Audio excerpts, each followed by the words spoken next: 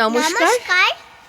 পরিবেশ ভাবনাকে মাথায় রেখে আমাদের আজকের নিবেদন কবি অপূর্ব গোস্বামীর লেখা কবিতা গাছ গাছ চেঁচালো।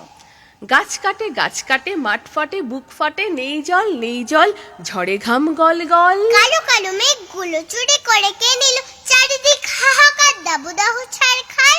বন কেটে বড় বাড়ি ফ্ল্যাট মল কারি কারি, গাছ পোতা দরকারি স্লোগানটা থাক জারি। ছাদে ছাদে চাই গাছ, সবুজে কিসের লাজ, পরিবারে যতজন হোক চারা তত রোপণ। পরিবেশ দূষণের বিশ্ব উষ্ণায়নের কারণের পোস্টার শুধু থাক দোষকার।